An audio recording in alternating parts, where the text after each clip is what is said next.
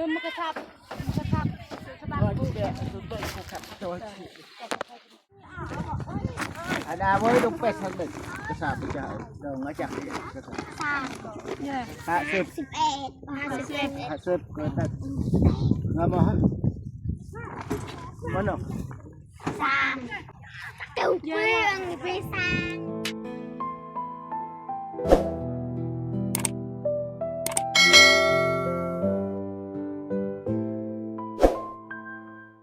พ่อพี่น้องตัดภาพมาที่สวนเบาฝนเนาะมื้อนี้หลังจากที่ว่าเบาฝนได้ไปอัปเดตแล้วก็ได้ไปมอบเงินสางแดงเนาะอยู่บ้านหนองฮานตอนนี้สีแรงๆเบาฝนกับมาสวนมาหาเป่าคนงานที่ว่ามาเก็บกาแฟของเบาฝนเองที่ว่าเบาเตียงแล้วก็ทีมงานใช้บุญเราไต่เคยได้มาเทื่อนึงเนาะแล้วก็น้องบองน้องสลีน้องเดิมก็เคยมาเก็บอยู่เทื่อนึงเอาคนอื่นหมดกะกราบทักทายสบายดีเด้อสวัสดีพ่อพี่น้องเบิดสู่ผู้สู่คนบ่ว่าจะอยู่ในและก็ต่างประเทศก็ยินดีต้อนรับเข้าสู่สองเบาฝนเราไต่คือเก้าคือเดิมพี่น้องบรรยากาศแรงๆเนาะหนาวเลยพี่น้องเย็นเด็กหน่อยผู้รับจ้างแต่ละมือบริยูเพื่อนดอกเด็กหน่อยบ้านเบาฝนช่วงนี้หาเงินโอ้กาแฟคือว่าอยากตายแน่แถวนี้บ่มีใบเนาะพี่น้องเอาไปจะได้ไปเบิ่งไปชมกันพี่น้องเบาฝนกับสิไทยบรรยากาศแล้วก็สิอัปเดตการเก็บกาแฟมีแต่เด็กน้อยเนาะพี่น้องมีแต่เด็กน้อยมาเก็บนี่แหละส่วนของเบาฝนผู้ใหญ่ก็มีแต่ว่าเด็กน้อยมันจะดีกว่าผู้ใหญ่บ่อนหนึ่งเนาะเป็นยังคือว่าให้เด็กน้อยมาเก็บเด็กน้อยเขาคุมได้นะก็มัน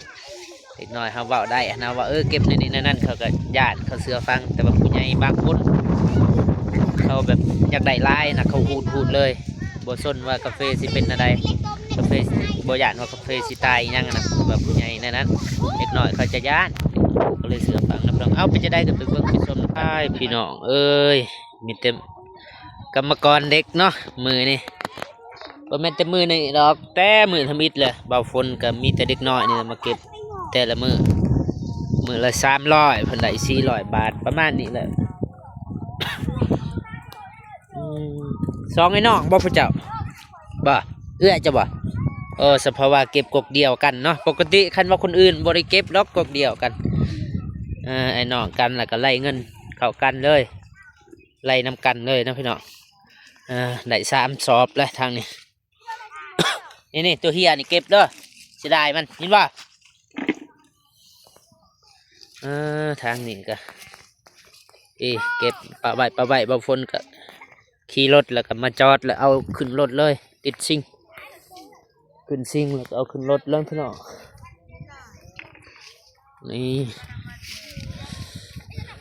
ปลาโถของไผ่นี่งั้นมาบิ่งหน่อยแกก็เงินมึงหมาด่าว่าดาวขึ้นมาไม่ไปกันไม่เป็ดเหรอฮะขึ้นมาไอ้โตมาหญิงตั้งแต่เกิด7เสด็จ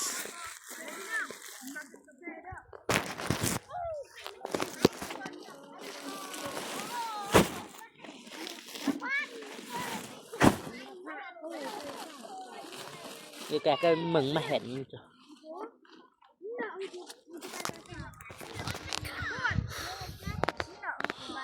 สุกเนาะจนดำจนล้นเลยพี่น้องตัวนี้เก็บแล้วกบนี่กบเขียวๆนี่ถือว่าเก็บแล้ว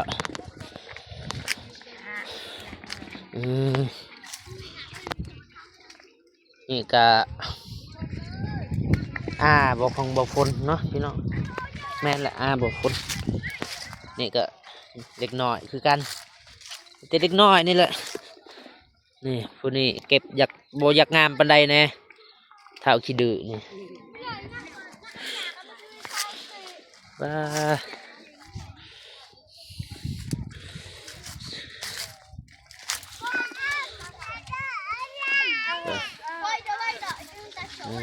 มาเก็บลายมือนะทางพวกนี้ก็ได้บ่ฝนก็ เห็นคู่มือมาเก็บนี่เป็นเดือนนะบริพักเราเนี่ยเป็นอาของเบาฝนอันนี้มันจะเป็นนั่งกันเจ้าสองคนคือว่าเก็บกกเดียวกันบ่ เก็บซวยเก็บซวย เก็บสวยบริเก็บให้เจ้าเองบ่เก็บสวยผู้อื่นบ่หรือบ่เก็บ ข้างข้าวหน่อยโอ้ยจังเป็นข้างข้าวเนาะนี่ข้างข้าวหน่อย FC ป้ากกอันนี้งามกกอันนี้ใบบอลนเนาะพี่น้องได้ไล่บ่มื้อนี้เจ้าวันนี้ได้200,000ป้ายพุ่นน่ะแม่นบ่ แม่น มื้อนี้เด้ ประจักษ์กัน น่าจะได้เนาะเถื่อกลัวบ้านนี่อีกป้าสบายดีน้องน้ำฝน โดยสบายดีเด้อบางคนสบายดีเด้อพญาเจ็บบุญทุกท่านนะครับซีฟังไทยฟังลาวอยู่ในต่างประเทศหรืออยู่ในบ้านเฮาก็ขอสวัสดีสบายดีเด้อบุญสุขสุขคน โดยมาเก็บจากมือเลยจ้ะ 3 มื้อ3 มือได้ไล่บ่บ้านนี่ มา เออ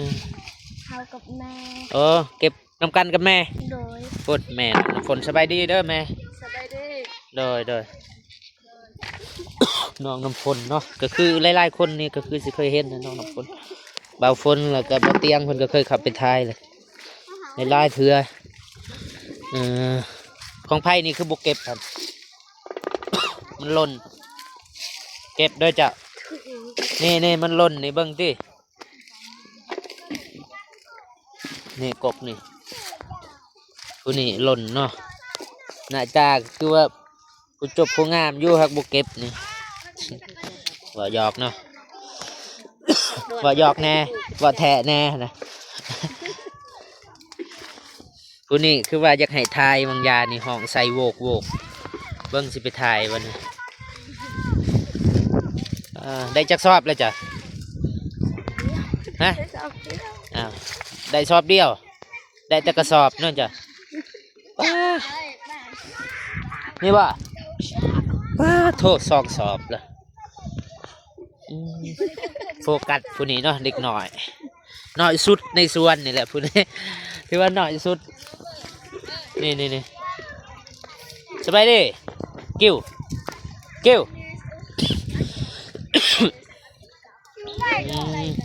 ก็บเด้อนี่เห็นบ่โอ้รอเน็กมันตะโมเปสเอาโอ้ผู้นี้หน่อยกว่ามูอีกคิดว่าน้องน้ำฝนหน่อยผู้นี้อีกหน่อย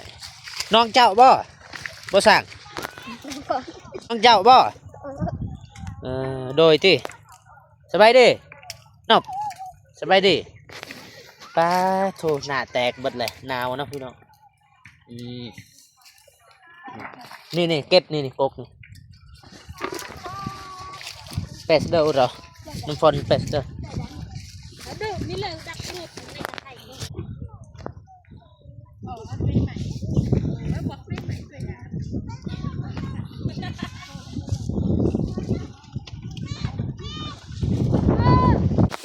นี่ไออุ่นยุยสบายดีน้อง สบายดี สีดา โดยสบายดีพ่อแม่พี่น้องบุตรทุกคนอยู่ในวัยอยู่ในลาวก็อยู่ไทยก็ขอหัดสวัสดีสบายดีเด้อบางคน เดี๋ยวได้ไล่ว่าจะ ใส่ของจะอยู่ใส่ได้บ่สอบหนึ่งโอ้ได้ละสอบหนึ่งคนน้องสีดาน้องสีดาบางคนก็เคยไปทายอยู่หลายเทื่อแหละทีมงานสายบุญทางเบาเตียงหลายคนก็เคยมาทายน้องเข้มพรมากปุ๊บนี่บ้านนี้มากป่ะน้องอีหยังล่ะ น้องแก่ เวียงแก้ว บอกขึ้นหนาขึ้นไปยุพัน แถวหันป่ะเวียงแก้วกับมาชาวอุยุยนี่คือว่าเก็บกกเดียวกันญาติกันเก็บบ่ ตัวหล่นเก็บเด้อ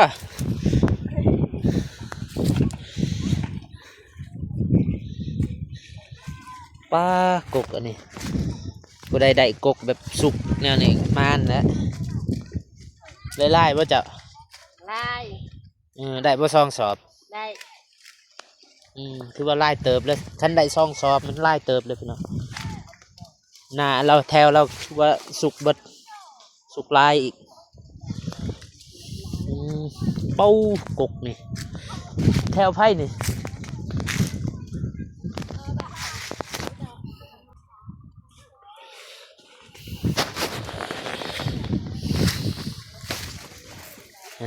คนนี้อีกมาหาคนนี้สบายดีน้องสาย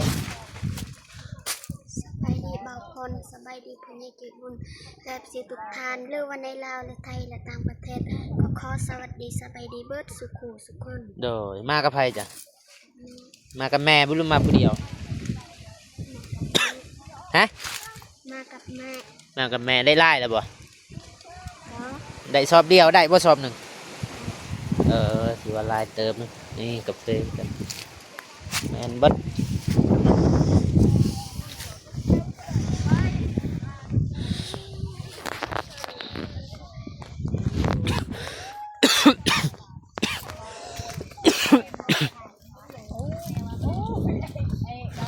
มาเป็นป้าเป็นแถวผู้นี่คือว่าอายกล่องเนาะเป็นอย่างกล่องบุกินหรอกเฮ้ยทางนี้ผู้ใดนี่บ่สาวมิวสาวอามีไปเบิ่งหน้าติจะไหนไปเบิ่งใน YouTube เห็นไหนเป็นแถวเนาะแถวนี่ก็นางปูนเสือสาบน้องเบาฝนเองเนาะสบายดีสบายดีเฮ็ดอะไรสบายดีทำไมนี่คือตันดังเนาะสบายดีแถวนี้เก็บแล้ววัดละผู้ใดนี่สบายดีเด้อ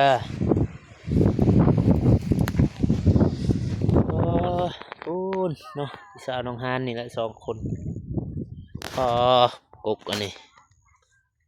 ถือว่างามเติบแล้วกกอันน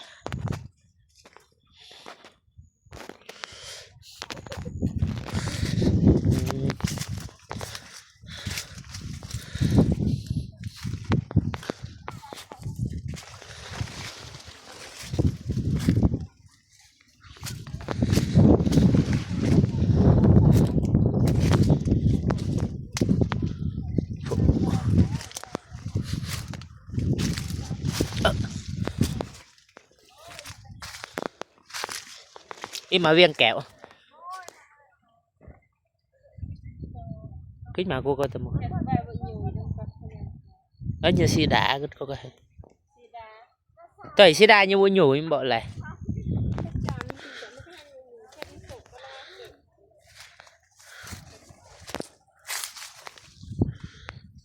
thôi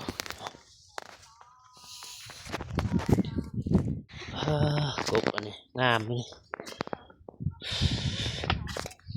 สุกเบิดแล้วพี่น้องฟังนี่ถือว่าเก็บแล้วทางเนื้อแต่ลูกดิบ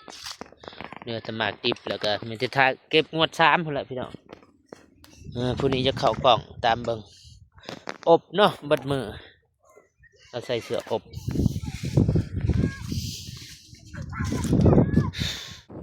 เจอมาเด็กเหมือนหรอเหมือนหรอพน่าแล้วกันจะไปงอมอ่ะตะปังต่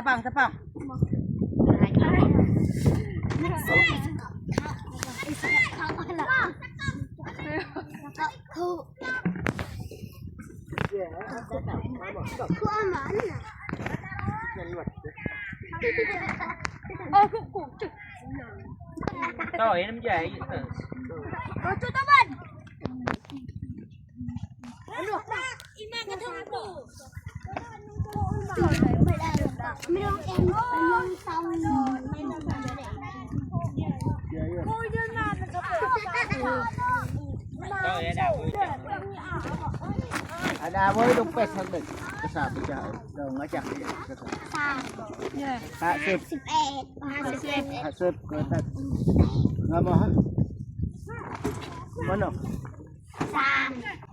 tiểu quyên về sang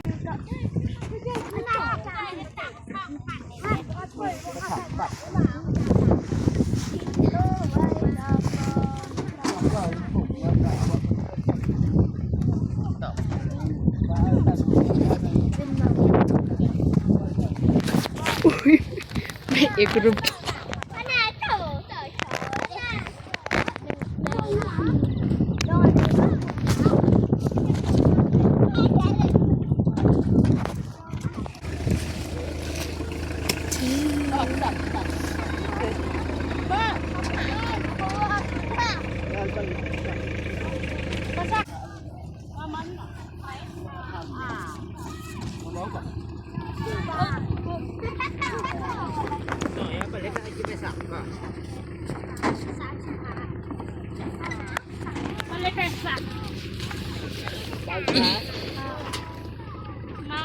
ตัดเนาะ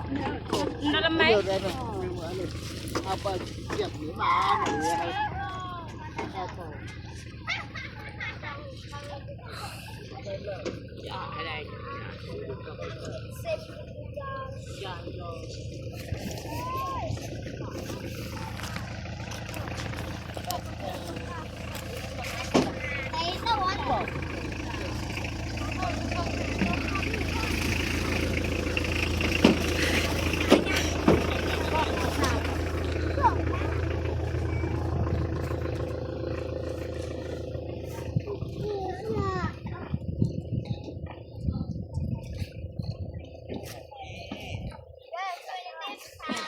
บ่เมื่อบ่เฮ้ย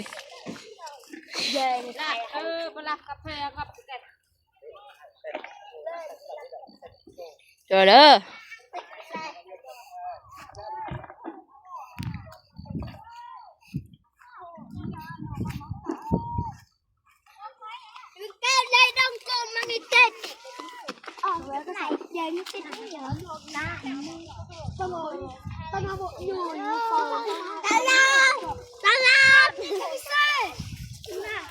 เฮ้ยเมื่อเด้อ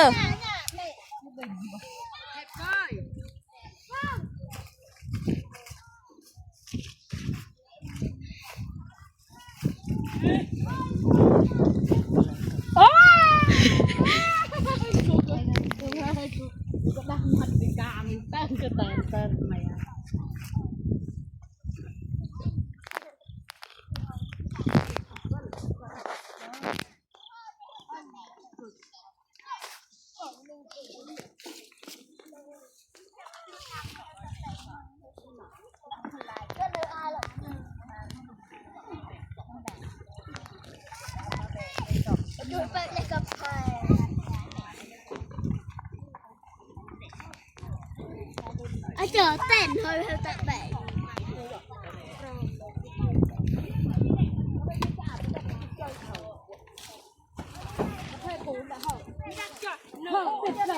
บ่อนละหนึ่งไม่อยากเห็นแล้วไม่เป็นไร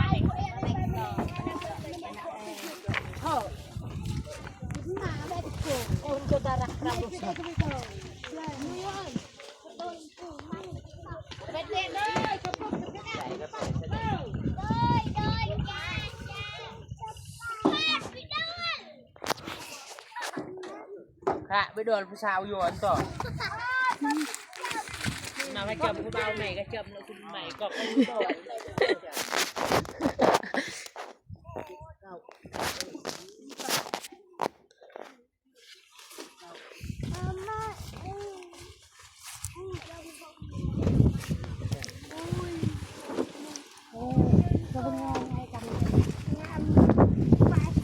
แม่แฟนที่เป็นอ่ะ น้ำเหลืองงามเป็นไงมึงจังหวะ อันเนาะที่แฟนกระเซาปลอม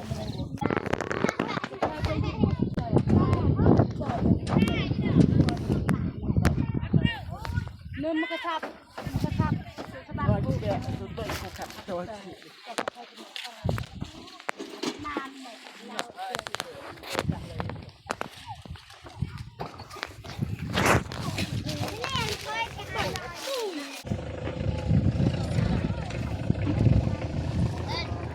กาแฟยืดก็ก่อนรอก็กาแฟตาตานมึงเน็ก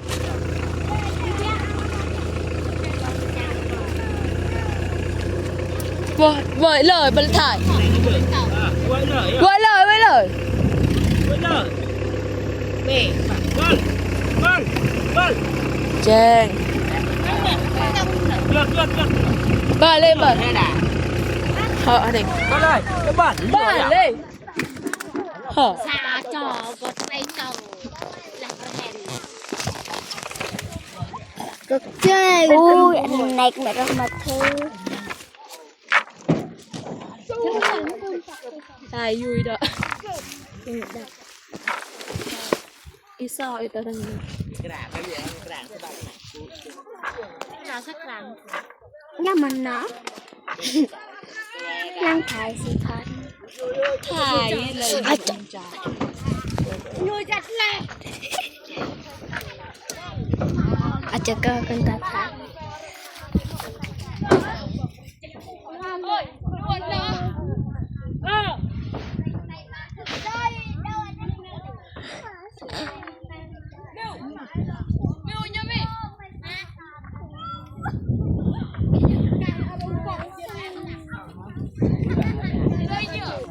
เดินลองอ่ะ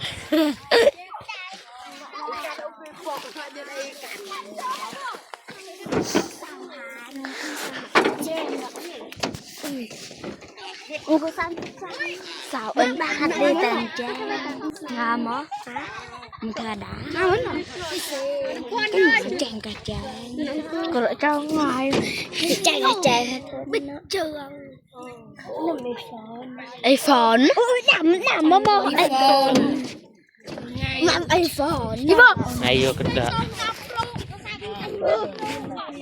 โอเคเนาะพี่น้องตอนนี้ก็บ่ฝนก็ได้ฮอดเฮือน